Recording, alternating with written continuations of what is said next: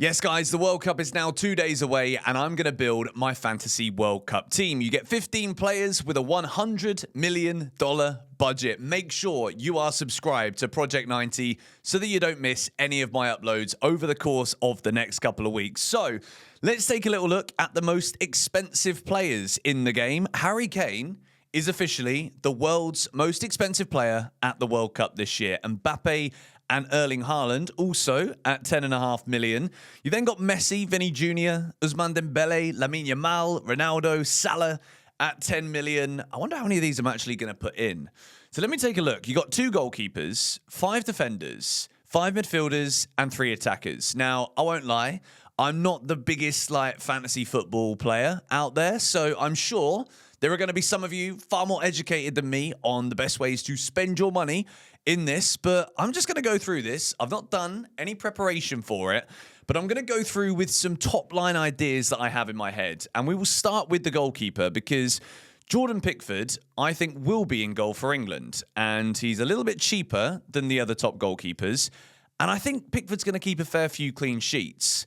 Now, when it comes to the second goalkeeper, people that are smart with fantasy football will say you want to go for someone a little bit cheaper on the list, but you don't want to use up too much of your budget because they're not going to start for you. So let me have a little look for the Ivory Coast goalkeeper because he didn't concede a single goal in qualifying. And no, Lafont doesn't start in goal. It is Fofana, who's usually the starter for the Ivory Coast, and he's $4.2 million. So those are my goalkeepers right there. England's goalkeeper and the Ivory Coast keeper. I know that the Ivory Coast have got Germany in their group, but I do think the Ivory Coast could keep a clean sheet against both Ecuador and also Curacao. So that is my pick when it comes to the goalkeepers. Let's move now into my England pick for the defence. I want Nico O'Reilly in my team. How much is Nico O'Reilly going to set me back? You know what? We're actually going to do this and put England in there. O'Reilly isn't even the most expensive England defender. 4.7 million. So we're going to stick him in. I want Kubasi from Spain because I don't think Spain are going to concede too many goals in the group stage. And Kubasi is 5 million. This is fantastic. This is very good. Porro, Laporte, Llorente, and Cucurella already more expensive. Who else do I want defensively? I think we're going to go for Van de Ven. I think Van de Ven will play and could always get you a goal, be that running up the entire length of the pitch or going up for a corner. So that's already looking quite good. I have selected a third of my team and I still have over a quarter of my budget remaining. And I'm quite happy with this. I think when it comes to building my defence, I'm looking at countries that I think are not only going to progress out of the group stage, but I don't just want to build this and look at it fixture by fixture. This is what I think my team for the tournament would be. So I feel like we need to get a French defender in there, but then again, I don't think they're going to keep many clean sheets. Who else do I think will keep clean sheets at this tournament? Argentina. We got to have an Argentinian in there. Romero. Probably a good shout. Molina, he could score some goals potentially. Getting forward for Argentina. I am going to... Who am I going to pick? This is difficult. I'm going to stick Romero from Argentina in my defense. Who else? I think I also want a German. I'm going to go with Joshua Kimmich in my defense. So my keepers and my defense is Jordan Pickford, Fofana of the Ivory Coast, O'Reilly from England, Kubasi from Spain, Van de Ven from the Netherlands, Romero from Argentina, and Kimmich, who could quite easily play in a midfield, potentially, for Germany as well, although I think he'll probably be used as the right back. That is nearly half of my team, and I've still got $65.8 million left. This is looking good. So I want to see if I can try and fit in the players that I actually think are going to be the players of the tournament. First of all, let's get rid of all of these countries because I want to see the price difference here between a load of these because I need to have Elise in my team. I think Michael Olise, if France win this World Cup, Elise is my Ballon d'Or winner. If England win this World Cup, then Harry Kane is my Ballon d'Or winner, and Harry Kane is the most expensive player in this game. So I also would love Erling Haaland in my team as well, just purely because if Norway are going to score goals, Haaland is probably going to score goals. So at this point, I've still got $35.3 million left.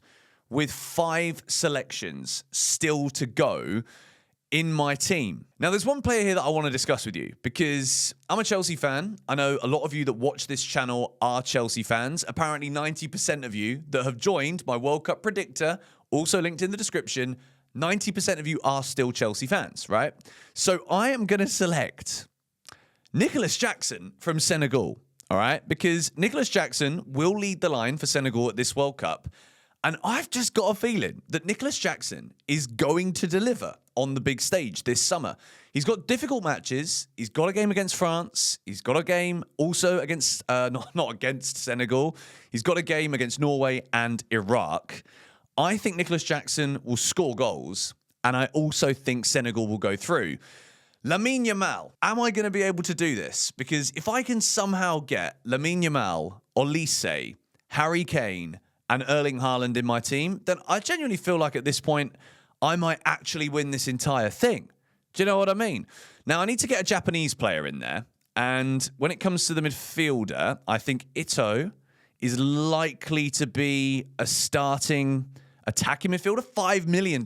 That's very good. So he's not even in the top 4 most expensive Japanese midfielders. So I'm going to put Ito in there, which leaves me with $13.6 million left for my fantasy football team here. So far, I've tried to fit as many players from a lot of the top nations as I can. Jeremy Doku is $7.5 million, which means for one more midfielder in this squad, I've got $6 million left. So if we go and can I actually just select the price that I want? Let's just scroll down to 6.1 mil and see who the best player is for my entire budget. Yuri Tielemans is in there.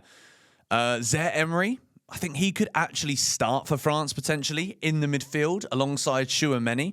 It's a very front-dominant France team. So I'm a little bit concerned about France defensively, but Zaire Emery could be a good option. I'm looking at these here. Nusa from Norway. Again, I think he could have an explosive tournament. I think Nusa could have a very, very exciting tournament if you're Norwegian. Let's have a little look. Sau for Switzerland could be a decent option. Tillman for the USA. How much is Christian Pulisic?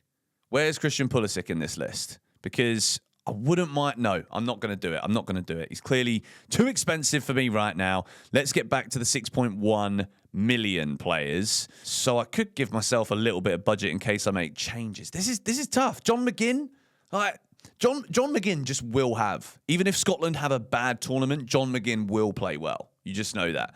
But are they going to get enough goals, Scotland? I think they scored 3 goals in 6 big tournament games, Scotland. So I don't see Scotland scoring too many. I'm looking down this list here, and there's very few players that really stand out. Nico Paz, maybe. He's been brilliant for Como. Will he start for Argentina, though? That is a big question. Oh, this is tough. This is actually really tough. I think maybe a Switzerland player could be a good option because they've got a relatively easy group. Maybe Freuler or Abishka. I am going to use my entire budget and I'm going to put Tillman from the USA in my team. So this is my fantasy football team for the World Cup this year. I've tried not to spend loads of time doing this. The same way with the predictions. I didn't want to just deliberate and think and overdo it. All of these players here, I've gone for the countries that I think will at least do quite well in the group stage. Managed to get 4 of the best players in this tournament in my team. Lamine Yamal's there, Haaland, Kane, and Olise. And the 5 defenders all play for countries that I don't think will concede that many goals in the group stage. I'm not going to lie to you. I actually think I've done a very good job here. So this would be, let's have a look and pick the starting 11 now. Nicholas Jackson, I'm actually a bit gutted about this. I'd like to have all of them in there, to be fair. Japan and the Netherlands have got multiple players in there. They're playing against one another. So I've got Van der Ven and Ito. But I think there's going to be goals in that game. I think I predicted 3-2 to Japan in that game. I think having Erling Haaland as your captain against Iraq is a good idea. But I'm going to captain Harry Kane purely because I'm bloody English, all right? And I can. So that's what we're going to do. As you can see, there's no Brazil players in my team here. I've decided to stay away from Mbappe. I don't think Mbappe is the biggest star in France anymore. I think Olise is that guy. Let me know in the comments, what do you think of my World Cup fantasy team? Let me know yours in the comments. And of course, I'll know if you go and join my league. Link at the top of the description. Make sure you are subscribed to Project 90. We had a vlog go out yesterday with Eunice. Today is my last day in Dubai before I fly to London to meet Georgie tomorrow before we go over to the US. So I'm bulk recording loads of videos today for shorts and stuff to go out over the course of the next coming days. So subscribe to Project 90 and I'll see you guys tomorrow.